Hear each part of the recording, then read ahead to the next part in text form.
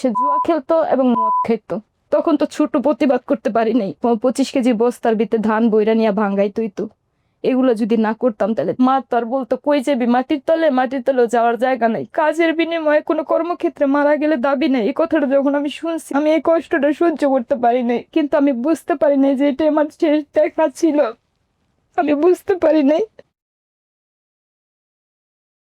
আসসালামু আলাইকুম প্রিয় দর্শক, আল্লাহ সর্বাবস্থায় আমাদের মঙ্গল করুন, সবসময়ের মতো প্রার্থনা। আমরা শুরু করছি আপন ঠিকানায় এবং বেসিক ভিডিওতে যে বোনটি আজকে আমার এখানে আছেন, আমি দেখতে পাচ্ছি সে বোধহয় কিছুটা অসুস্থ। তার কাছে যাওয়ার আগে আপনাদেরকে বলছি, যদি অনুষ্ঠানে অংশগ্রহণ করে পরিবার খুঁজতে চান বা কারো হয়ে খুঁজে দিতে চান, দয়া করে আমাদেরকে ফোন করতে পারেন, আমাদেরকে ইনবক্স করতে পারেন, কিংবা আমাদেরকে মেইল করতে পারেন আমাদের ভিডিওতে দেয়া মেইল অ্যাড্রেসে। ঠিক আছে? নাম কি আপনার? আমার বাবা মায়ের নাম দেওয়া জেসমিন। হাতে কি হয়েছে? আমার হাত বটিতে কাইটা গেছে। ডাক্তারের কাছে গেছিলেন? 18টা সেলাই দেওয়া আমার হাতে। কবে হয়েছে এটা? এটা আজকে 10-12 দিন হয়ে গেছে। 20-25 দিন পরে হাতে সেলাই কাটবে। আপনার এই 4টা আঙ্গুল একেবারে কাইটা গেছে। এটা কিভাবে হলো? এটা আর কি আমাদের মানে ঘর যে টিন সেট ঘর, তো টিনের সাথে বটি গাইতা রাখছি পরে মানে ঘর পরিষ্কার করতেছি, ধাক্কা লাগা বটি পইরা যেতে নিছিল। ওই বটি গিয়া ধরছেন? হাত দিয়া ঠেকাইতে যে আমার হাত গেছে, কিন্তু নাহলে পায়ের আঙ্গুল গেল মানে। এমনি তো কোনো আঙ্গুল কাটা তো পড়ে নাই? কাটা বলতে আপনার ওই যে চিড়ে গেছে, বাট ফেলে দিতে মতো অবস্থা হয় না? ফেলে দেওয়ার মতো হয় না, কিন্তু ওই যে গুড়া গুড়া এক ধরনের রোগ আছে না, ওইগুলো আর কি কাইটা। ঠিক আছে, আল্লাহ আল্লাহ আপনাকে সুস্থ করে দিক। দোয়া করেন। জি জি, নিশ্চয়ই। জেসমিন, একটু দেখি কি কি মনে আছে আপনার। আপনার মায়ের নাম কি? মাহিনুন নেসা। মাহিনুর নেসা। পিতার নাম? আব্দুল মালিক। আব্দুল মালিক। ভাইয়ের নাম? ইসুব আলী। ইউসুফ আলী ভুইয়া। ভুইয়া। আচ্ছা। ছোট ভাইয়ের নাম ইব্রাহিম রতন। ইব্রাহিম অথবা রতন। মামার নাম? বড় মামার নাম জলিল, মেজো মামার নাম কামাল জামাল। জামাল। বরিশালের বানারীপাড়া। ভানুরিপাড়া নানু বাড়ি, আর আমার দাদা বাড়ি হইছে আপনার চিটাগাং। কিন্তু চিটাগাং কোন জায়গায় কোথায় এটা আমি শিওর বলতে পারি না। আমার মা মারা যাওয়ার পরে 6 মাসের জন্য ওইখানে আমার দিছিল, আমাদের 3 ভাই বোনকে। যখন আমার মা মারা যায় তখন আমার বয়স থাকে 7 বছর, আমার ছোট ভাইয়ের বয়স 1.5 বছর, আমার বড় ভাইয়ের বয়স 10 বছর। আমার বড় ভাই আর আমি বলতে পারি যে আমার 2টা ভাই আছে, কিন্তু কে কোথায় আছে বলতে পারি না। কিন্তু আমার ছোট ভাইটা একেবারে ছোট ছিল। আমাদের 2টা বেবি ট্যাক্সি ছিল, আমার বাবা একটা চালাইতো, একটা ভাড়া দিত। আপনাদের অবস্থা ভালো ছিল তো তাইলে? আল্লাহ রহমত, আপনাদের দোয়ায় মনে করেন 7 বছর মানে পেটের থেকে পড়ার পরের থেকে অভাব কি জিনিস আমি পাই নাই আমার মা মারা যাওয়া পর্যন্ত। এবং আমার বাবা আমাকে মাটিতে রাখবো না, পিঁপড়ায় খাবো, মাথায় রাখবো না, উকুনে খাইবো, এরকম আমার বাবা আমার অনেক আদর করে পালছে। কিন্তু আমার মা মারা যাওয়ার পরে আমার বর্তমানে যার সাথে সে সংসার করে, আমার মা থাকতেই ওনার সাথে রিলেশন ছিল। আচ্ছা। তো আমার এতটুকু মনে আছে, আমাদের মানে নানা বাড়ি মনে করেন ধান ক্ষেত আছে না, ধান ক্ষেত পুষ্কুনি, আমার নানা বাড়ি থেকে একটা পুষ্কুনি মাঝখানে, আর একটা হয়েছে আপনার ধান ক্ষেত, এরপরেই হয়েছে ওই সৎমায়ের বাড়ি। আমার বাবা যখন বাড়িতে যেত মাঝে মাঝে দেখাও করতো। আমার মা অনেক পরহেজগার ছিল, তার অর্ধেক আমি হই নাই। আমার বাবা এমনি খাবার সবকিছুতে আমাদের শান্তি দিচ্ছে, কিন্তু আমার বাবার নেশা ছিল কি জানেন, সে জুয়া খেলতো এবং মদ খেত। আমার মায়ের প্রতি কোনো তার কেয়ার করতো না। আমার এখনো মনে আছে, আমার মা যখন রং চা দিয়ে পাওয়া রুটি ভিজায় খাইতেছে, এরকম করে আমার মা রুটিটা হাতে দিয়ে আমার ছোট ভাই কান্না করতেছে রুটি খাইবো, এরকম রুটিটা দিয়ে আমার মা মরে গেছে। আরে, আমার মা যেদিন মারা যায় ওই দিনের বেলা আমার বোন একটা ডেলিভারি হয়, আমার বোনটাও মারা যায়। ওহো। ওই দিন আমার বাবা আসে না। আমরা 3টা ভাই বোন ডাইকা নিয়ে পরে আমার বাবার আইসে আমার মা জানাজা দেয়। যেখানে ভাড়া ছিলাম ওইখান থেকে একটু দূরেই হবে গ্যারেজ ছিল, সিএনজির গ্যারেজ। ওই গ্যারেজে সবসময় জুয়ার আসর আসছিল আমার বাবার। ডাইকা নিয়ে আসতে পরে সন্ধ্যা মানে রাত্রেবেলা জানাজার দিচ্ছে। জানাজার দেওয়ার পর আমি ভয়ে বাথরুমের ভিতরে লুকায়েছিলাম, মানুষ থাকে বাসার ভিতরে, আমি ছিলাম বাথরুমের ভিতরে। পরে আমার বাবা বাইর করছে, অনেক কষ্ট করে মুড়ি নিয়ে আসছে আর চানাচুর নিয়ে আসছে, এগুলো রাত্র করে খাইছি। খাওয়ার পরে মানে আনুমানিক আমার মনের ধারণা মনে হয় আমাদের 7 দিনও যায় না আমার মা মারা যাওয়ার পরে। আমাদের ঘরে সাজানো সব কিছু, শোকেস থেকে শুরু করে যা যা ইত্যাদি সব কিছু আমার বাবা দেখি একদিক দিয়ে আমার মা মারা গেছে, একদিক দিয়ে আমার বাবা সব বিক্রি করতেছে। এমনকি আমার কানের জিনিস ছিল স্বর্ণের, ওগুলো আমার বাবা বিক্রি করে দিচ্ছে। তখন তো ছোট প্রতিবাদ করতে পারি নাই, বিক্রি করে মনে করেন তারপরে মনে হয় সপ্তাহখানি কি 15-16 দিন হইব এরকম টাইম আমার দাদা বাড়ি আমাদের পাঠায় দেয়, আমাদের 2 ভাইরে সহ আমার সহ।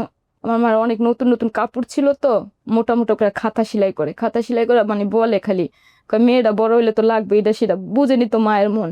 সেলাই করছে ওই খাতাগুলা খালি আমরা নিয়ে গেছি, আর আমাদের 2-1 সেট কাপড় চোপড় নিছি।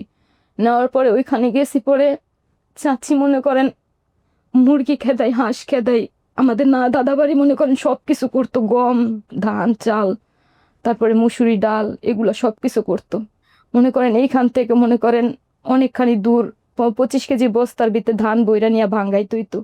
এগুলো যদি না করতাম তাহলে চাচি দুইরা মারতো। এগুলা 2 ভাই বোনে নিয়ে যেত, আমার ছোট ভাইটা তো বুঝেনি, ছোট ভাই তো আর কিছু করতে পারতো না, ওরে মারতো। তারপরে পানি পান্তা বাদ দিত। এই শীতের ভিতরে যে অনেক কষ্ট করছি। পরে আমার চাচি তখন কার মাধ্যমে খবর দিছে আমার বাবার আমি বলতে পারি না। আমার বাবা খবর পায়, আবার আমার মামাকে বলছে। পরে আমার নানু, বড় মামি আমাকে আমার ভাই দুইটারে নিয়ে গেছে গা ওইখান থেকে, নিয়ে যেয়ে আবার আমাদের বরিশাল নিচে পরে ওইখানে থাকতাছি, খাইতাছি। তো আমার বড় মা মানে আমার নানুর যে মা, উনি আবার বিছনায় পড়া, উনি অন্ধ, চোখে দেখেন না। তো আমার ছোট ভাই পুষ্কুনিতে পড়ে গেছে পরে যেমনি হোক উঠানি পরে তখন মনে করেন ওই একটা রুগী দেখতে হয় আমার নানু। বরিশালে কিন্তু একটা ইন্টারেস্টিং বিষয় আছে, ইন্টারেস্টিং বলবো কিনা জানি না, এই শিশু মৃত্যুর হার, পুকুরে পড়ে শিশু মৃত্যুর হার কিন্তু বরিশালে অনেক বেশি। এটার কারণটা আমি কেন বললাম, এটা কিন্তু বোধহয় স্ট্যাটিস্টিক্যালিও সত্য, আমি যদি ভুল বলে থাকি আমাকে ক্ষমা করবেন। তবে এটা আমার কাছে মনে হয় সত্য হওয়ার পেছনে অন্যতম কারণ হচ্ছে বরিশালে আমার একবার যাওয়া হয়েছিল, আমি বিবিসি শুটিং করার জন্য গিয়েছিলাম ইংলিশ লার্নিংয়ের উপরে। এবং আমার কাছে মনে হয় যে এটা বাংলাদেশের ভূস্বর্গ। ওই যে বলে না, নদী নালা খাল, এই 3 মিলে বরিশাল, এত চমৎকার, এত সুন্দর। বাংলার গ্রাম বুঝতে হলে, বাংলার সৌন্দর্য বুঝতে হলে বরিশালের গ্রামগুলোতে যাওয়া উচিত। কিন্তু একটা ইন্টারেস্টিং বিষয় হচ্ছে প্রত্যেকটা বাড়ির সামনে একটা করে পুকুর। আমি যে সিনারি, যেই এরিয়াতে গেছি আমি এরকম দেখেছি। তো এই কারণে হয়তোবা খুব বেশি মানে অনিরাপদ হতে পারে বাচ্চাদের জন্য। এত চমৎকার, আমার স্টিল চোখে ভাসে, মানে এত সুন্দর। জি। তারপরে মনে করেন এরকম করতে করতে ওইখানেও 6-7 মাস রাখছে। পরে আমার নানু আবার আমার বাবারে খবর দিছে। খবর দেওয়ার পরে আমার বাবা আবার ঢাকায় আবার রিটার্ন নিয়ে আসছে আমাদের। নিয়ে আসার পরে কোথায় যেন মানে শনি একরার ভিতরেই কোথায় যেন একটা রুম রাখছে, রাখার পরে একটা বুয়া ঠিক করে দিচ্ছে, আমাদের 3 বেলা রান্না করে দিবে, আমরা 3 ভাই বোন খাবো আর থাকবো। রুম যে রাইখা দিছে সে যে বাবা, এরকম অবস্থা স্যার যে আমরা কি খাইছি না না খাইছি কোনো একটা খবর নাই। মানে পেটের দায়, কি বলবো, শরমের কথা। আমার বাবা যখন আমার মা থাকতে যে হোটেলে আমাদের খাবার খাইতে নিয়ে যেত, আমারে ধইরা, আমারে বিশেষ করে মনে করেন আমাদের বাড়িতে যদি একটু রান্না দেরি হতো তা আমারে নিয়ে যেত হোটেলে। তখন তো মনে করেন হোটেলের অনেক জাঁকজমট খাবার বুঝতে পারতাম না, খাইতাম। তখন ওই হোটেলে চাইয়া শরমে পেটের খিদায়, ছোট মানুষ তখন 3 ভাই বোনে পরোটা রুটি এগুলা চাইয়া খাইছি। কিন্তু আমার বাবার কোনো, তার যে বউ মেরে গেছে গা, তার যে 3টা ছেলে মেয়ে আছে, এরকম কোনো দায়িত্বই নেই তার। দিনের পর দিন যায়, রাতের পর রাত যায়, এরকম করতে করতে আরো 6 মাস কাইটা গেছে গা। ইদানিং স্টোরি ইন্টারফেয়ার আমি অনেক বেশি করি। এটার কারণটা হয়তো এমন হতে পারে যে আমার বয়স হয়ে যাচ্ছে, যে কারণে অকারণে বেশি কথা বলি, মেবি এরকমও হতে পারে, আই ডোন্ট নো। আরেকটা বেশি যেটা হচ্ছে, হয়তো বা জীবন সম্পর্কে অনেক বেশি জানছি, শুনছি, সুতরাং এই বিষয়গুলো বলাটা খুব জরুরি। এই যে উনি ওনার বাবাকে নিয়ে কথাটা বললো না, এটা তো ধরেন আমার জায়গা থেকে রিয়েলাইজেশন হচ্ছে বাবারও এরকম হয়, এটা হওয়া সম্ভব। বিকজ আমি তো আমার সার্কামস্ট্যান্সেসে বা আমার ব্যক্তি জীবনে ধরনের অভিজ্ঞতা নাই। মানুষ তার অভিজ্ঞতার বাইরে কোনো কিছু চিন্তা করতে পারে না, এটা কিন্তু মানুষের একটা ব্রেনের একটা মারাত্মক লিমিটেশন। তো ফ্যাক্ট হচ্ছে যে হ্যাঁ, এরকম বাবা পৃথিবীতে আছে এবং এরকম মাও পৃথিবীতে আছে। তো এই জন্য যে মুরব্বীরা বলে না যে বিয়ে শাদী করার সময় পরিবার দেখাটা খুব গুরুত্বপূর্ণ, আসলেই গুরুত্বপূর্ণ। কারণটা হচ্ছে যে একটা মানুষ ধরেন শিক্ষিত, একটা ছেলে বা একটা মেয়ের ক্ষেত্রে যদি বলি শিক্ষিত, ঠিক আছে, তার একটা ভালো চাকরি আছে, ঠিক আছে, কিন্তু সে কীরকম পরিবারে বিলং করছে, সেই পরিবারে সে কেমন, তার পারিবারিক কাঠামো কেমন, এটা দেখাটা খুবই জরুরি। ঠিক আছে, এই যে 3টা বাচ্চা রেখে তার বাপ খবর রাখতে পারতেছে না সিচুয়েশনালি, বাচ্চারা কোথায় যাচ্ছে কি করতেছে, এটা যে অনুভব উনি করছেন না, এটা কিন্তু ওনার ইচ্ছা করে না। আমার সামহাও কেন জানি মনে হয় এটার পেছনে ওনার একটা ব্যাকগ্রাউন্ড আছে। সো এটা খুব গুরুত্বপূর্ণ। এবং এটা বাপদের নিয়ে যে কমপ্লেনগুলো আসে না মাঝে মাঝেই, এটা খুব কষ্টদায়ক আসলে। জি বলেন। তারপরে এরকম থাকতেছি, খাইতেছি 3 ভাই বোন। হঠাৎ করে ওই গ্যারেজে একটা মিস্ত্রি, রাজমিস্ত্রির কাজ করে, উনি আর কি বলতেছে, কই কি আব্দুল মালেক একটা কাজ করবি? কই কি? কয় তোর মেয়ের একটা ভালো জায়গায় দিবি, একটা বাসা বাড়ির কাজে, তারা মানুষ করবো, লেখাপড়া করবো, অনেক ভালো ফ্যামিলি। তো ভালো কথা, আমার বাবা শুনছে, শুনা বলে তাই আমার একদিন নিয়ে যেও। পরে যে আমার সহ আমার বাবা ওই লোকে সুদ্ধা গেছে। যাওয়ার পরে মনে করেন আমি তো দোতলা বাড়িঘর, ছোট মানুষ, তখন দেখা জাঁকজমট অনেক ভাল লাগছে। ভাল লাগার পরে আবার বিস্কুট খাই দিছে, অনেক জাতের মজা দিছে। তো আসলে ওনারা ভালো মানুষ ছিল, আর্মির ডাক্তার ছিল সরকারি। তো আমার বাবা আবার যে বিস্কিট মিস্কিট হাবি জাবি দিছে দিয়া, তারপর আমার বাবা জিজ্ঞেস করতেছে এখানে কি থাকবি? আমি কই হ্যাঁ থাকবো, দেখছি ভালো খাবার, এটা সেটা, ছোট মানুষ, আমি কইছি হ্যাঁ থাকবো। পরে যে দিন 2-3 পরে নিয়ে আসছে, নিয়ে আসার পরে বলতেছে কাইগা আপনার মেয়েরে যদি পাল্লক দেন তাহলে এখানে শর্ত আছে, না বলছে কাজের বিনিময়ে একেবারে নিদাবি লেখা দিবেন, কিন্তু কোনো কর্মক্ষেত্রে মেয়ে মারা গেলে দাবি নেই। অনেক সময় অ্যাক্সিডেন্ট হয় না কত, হুম তো আমার বাবাও রাজি হয়ে গেছে। কেন, ওনার তো আরেক মহিলার সাথে সম্পর্ক আছে, উনি বিয়ে করবে, হয়তো ওই মহিলা ওইরকম বলছে যে ছেলে মেয়ে ইয়া করতে হবে, সাইড করতে হবে। তো আমার বাবা বলছে ঠিক আছে। পরে বলার পরে আমার বাবা নিদাবি লেখা দিয়ে গেছে আমাকে। যেদিন আমার লাস্ট দিয়ে যায় ওই দিন আমার ছোট ভাইটা আমার কাছে আসে, কিন্তু আমি বুঝতে পারি নাই যে এটা আমার ভাই বোনের শেষ দেখা ছিল। আমি বুঝতে পারি নাই। আমার বাবাটা যেমন তেমন, আমার ভাই দুইটারও যদি আমি খুঁজে পাইতাম তাহলে আমার ভাই দুইটারে একটা বার হলে আমি দেখতে পারতাম। আমার ছোট ভাইটা বলতেছে তখন, আপু আপু আমি কি কই আমার কি একটা রুটি দিবা? আমি যে একটা রুটি দিচ্ছি ওই রুটিটা খাইছে, কিন্তু আমার বাবা বলে নাই যে তোরে যে এরকম দিছি এরকম তোদের দুই বাইরেও দিয়ে দিতেছে। আমার বাবা একটা বার আমারে বলে নাই। ভাইরেও দিয়ে দিছে এরকম পালক? হ্যাঁ, কেমনে জানলেন আপনি? ওইটা আবার পরে আমার বাবা বলছে আমার বাইরেও নাকি দুইজনের দুই দৃষ্টিকে দিয়ে দিচ্ছে। আপনি কি এই পরিবারেই বড় হইছেন? হ্যাঁ, ওই পরিবারে যখন মনে করেন 1.5 বছর মা মারা যাওয়ার পরে বাহিরে ছিলাম, মা মারা গেছে 7 বছরের সময়, তাহলে না হলো 8 বছরের সময় আমায় দিচ্ছে, 8 সাড়ে 8 বছরের সময়, না হলো তো 10-12 বছর ওই বাড়িতে থাকছি। 10-12 বছর না হলো 8-9 বছর থাকছি। সাবার লোক হয়েছে ওইখানে বৈশা। মাঝে মাঝে বাবা আসে দেখা করতে। তো যদি কোনো অন্যায় করতাম, তারা লেখাপড়া করানোর জন্য অনেক চেষ্টা করছে। তো অন্যায় করলে কি করতো, মা তো আর বলতো কই যাবি মাটির তলে, মাটির তলেও যাওয়ার জায়গা নাই, কাজের বিনিময়ে তোর বাপে লেখা দিয়ে গেছে। তখন স্যার আমার অনেক কষ্ট লাগছে, কোনটা আমার বাবা আমার এত আদর করতো, কাজের বিনিময়ে কোনো কর্মক্ষেত্রে মারা গেলে দাবি নেই। এই কথাটা যখন আমি শুনছি মনে হয় কি আমার ব্রেনের ভিতরে একটা আঘাত লাগছে। আমি এই কষ্টটা সহ্য করতে পারি নাই। এই পরিবারের সাথে আপনার যোগাযোগ আছে? না, এখন আমার যোগাযোগ নাই, কিন্তু এই পরিবার কোথায় আছে আপনি জানেন? হ্যাঁ, আমি তো ওই পরিবারের সাথে যোগাযোগ করলে তো আপনার বাবার ঠিকানা পেয়ে যাবেন আপনি। এই জন্য আমার সাহসে কুলায় না দেখা কেন? যেতে পারি না, আমার কেন? ভয় লাগে। আমি এক ছেলের সাথে ওইখান থেকে রিলেশন করে বের হয়েছিলাম। আচ্ছা ঠিক আছে, সমস্যা নাই, কিন্তু কথা হচ্ছে এটা তো আপনার বাংলাদেশের জন্মগত অধিকার। আপনি ওই ছেলেকে নিয়ে আপনি বাড়িতে যাবেন, এরপরে যদি আপনার সাথে খারাপ ব্যবহার করে বা কোনো কিছু করে আপনি নিকটস্থ থানায় যাবেন। থানাতে যদি কোনো সৎ ব্যবহার না পান, আপনি একটা উকিল ধরবেন। আপনাকে যে পরামর্শগুলো দিচ্ছে এগুলো সবার জন্য পরামর্শ। আপনার সাথে কেমন ব্যবহার করছে, কি করছে না করছে এগুলো পরের বিষয়, কিন্তু আপনার বাংলাদেশের নাগরিক হিসেবে এটা আপনার জন্মগত অধিকার। আপনার বাপের কাছে আপনার ফেরার অধিকার আছে, ঠিক আছে? জি পরিবারে ফেরার অধিকার আছে। জি সুতরাং ওই পরিবারের কাছে আপনি আপনার হাজবেন্ডকে নিয়ে যাবেন। আপনি এখন বড় হয়েছেন, আপনার সাথে খারাপ ব্যবহার করলে করুক, আপনাকে তো ধরে বেঁধে রাখতে পারবে না। আপনি পাড়া আশেপাশের লোকজন যারা আছে, ওই এলাকায় যাওয়ার আগে আশেপাশের লোকজন যারা আছে তাদেরকে 2-1 জনকে সাথে করে নিয়ে যাবেন, ময় মুরব্বী, ঠিক আছে? তারপরে যদি আপনাকে সুন্দর করে না দেয়, তারপরে যেটা করবেন, আপনি নিকটস্থ থানাতে যাবেন, গিয়ে একটা জিডি করবেন, অভিযোগ দায়ের করবেন যে এই পরিবার এরকম এরকম করছে, আমাকে একটা সহযোগিতা করেন।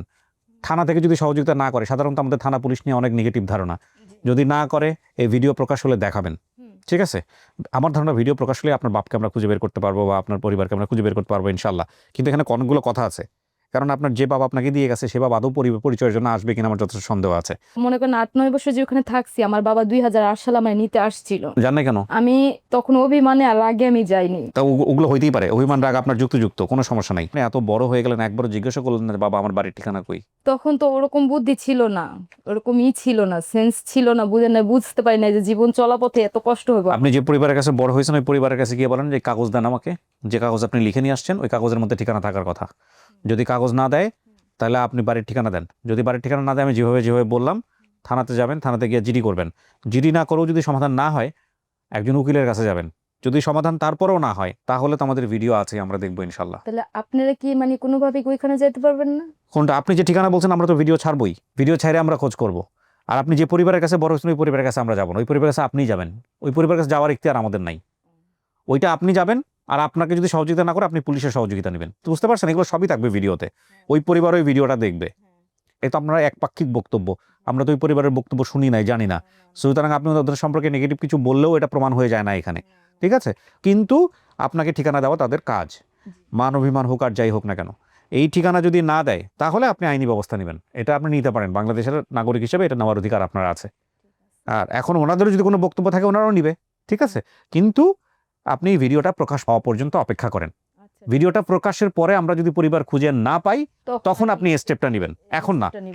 তখন আপনি ভিডিওগুলো দেখাবেন তাদেরকে যে আমাদেরকে এই পরামর্শ দিয়েছে। হ্যাঁ, ভিডিওটা প্রকাশের 1 সপ্তাহের মধ্যে আমাদের রেজাল্ট চলে আসার কথা ইনশাল্লাহ। 1-2 সপ্তাহের মধ্যে যদি রেজাল্ট না চলে আপনাকে যে পরামর্শ দিচ্ছি পরামর্শ অনুসারে কাজ ঠিক করবেন। আছে। এখানে কয়েকটা বিষয় খুব জরুরি মনে হয়েছে। আপনার বাবা যেহেতু আসছে, বাবার খোঁজ করতেছেন আপনি, ভাইরা কোথায় আছে আমরা জানি না, ভাইদেরও খোঁজ করতেছেন, বাবাকে পাওয়া গেলে ভাইদেরকেও পাওয়া যাবে ইনশাল্লাহ। তো আপনার এখন কি অবস্থা, আপনার পরিবারে কে কে আছে? আমার হাজবেন্ড আছে, ছেলে আছে। আপনার সাথে থাকে? ছেলে আছে, হ্যাঁ আমার সাথে থাকে। আমার মূলত যে জন্য আসা স্যার, হ্যাঁ। মনে করেন বর্তমানে যার সাথে আমি ঘর করতেছি, ঠিক আছে, আমি সন্তান, আমার জন্মের ঠিক নেই, কর্মের ঠিক নেই, এগুলো যে বলে না, এটার জন্য আমি বিশেষ করে আপনাদের কাছে আসছি। আর আমার ছেলেটা খালি অসহায়ের মতো, ওরও মনে করেন দাদা বাড়ি কেউ নাই। ইনশাল্লাহ ইনশাল্লাহ আমরা চেষ্টা করব আর কি জেসমিন, আমরা চেষ্টা করি। হ্যাঁ, আপনার গল্পটা এরকম, ওই আপনারা দেখেছেন নিশ্চয়ই, এই ছবিটার গল্প আমি অনেকবার বলেছি, সম্ভবত আলমগীর শাবানা অভিনীত মরণের পরে, দেখে নিয়ে এই ছবিটা। ওখানে বোধহয় একজন মারা যায় এবং বাচ্চাগুলোকে পালক দিয়ে দেয়, সবগুলো বাচ্চাকে একটা একটা করে, শেষ যে বাচ্চাটা থাকে তাকেও পালক দেওয়ার একটা চিন্তা করা হয়। আসলে পরিবারের উপার্জনক্ষম ব্যক্তি বা পরিবারের হাল ধরা ব্যক্তি যখন থাকে না, তখন ওই পরিবারটা মুহূর্তের মধ্যেই ভেঙে চুরে চূর্ণ বিচূর্ণ হয়ে যায়। আল্লাহ মাফ করুক আমাদেরকে এরকম পরিস্থিতি থেকে। এই যে আমাদের হাদি ভাই, আপনার হাদির কথা নিশ্চয়ই জানেন, হাদির একটা ছোট্ট বাচ্চা আছে। হাদির পরিবার কিন্তু একেবারেই বাংলাদেশের মধ্যবিত্ত একটা পরিবার। হ্যাঁ, ঢাকা বিশ্ববিদ্যালয়ে পলিটিক্যাল সায়েন্সে পড়তে সম্ভবত ছেলেটা। কি অনিশ্চয়তার মধ্যে বড় হবে তার পরিবারটা। আমাদের এই বাঙালি ইমোশন, উইথ ডিউ রেসপেক্ট, খুব বেশি দিন থাকে না জানেন তো। আমরা খুবই আবেগপ্রবণ জাতি, কিন্তু আমরা আবেগটা আমাদের খুব ফ্লোটিং, লাইক আবেগটা স্টে করে না খুব বেশি সময়। এই হাদিকে হয়তো আমরা একসময় ভুলে যাব, কিন্তু তার সন্তান, পিতার যে স্নেহ, সেটা থেকে তো সে বঞ্চিত হচ্ছে। তো এইটাকে উদাহরণ টানলাম এই কারণে যে পরিবারের আসলে বাবা খুব গুরুত্বপূর্ণ, মাও খুব গুরুত্বপূর্ণ। বাবা মায়ের বন্ধন যখন ছিন্ন হয়ে যায়, বা বাবা মা যখন খুব ভয়ঙ্কর রকম পরিস্থিতির মধ্যে পড়ে যায়, তখন সেটার ইফেক্ট কিন্তু সন্তানদের উপরে পড়ে। আল্লাহ যদি কখনো কাউকে এরকম পরিস্থিতির মধ্যে ফেলে, তারপরও যেন সন্তানরা অনেক হেফাজতে থাকে, সেই প্রার্থনা করে আমরা শেষ করছি। আসসালামু আলাইকুম।